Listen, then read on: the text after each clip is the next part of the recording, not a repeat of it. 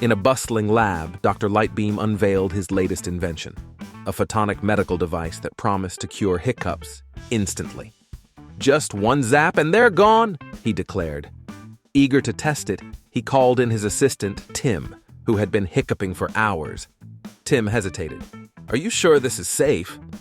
"Absolutely," Dr. Lightbeam assured, adjusting the device. With a flash, the hiccups stopped, but Tim's hair stood on end, glowing like a neon sign.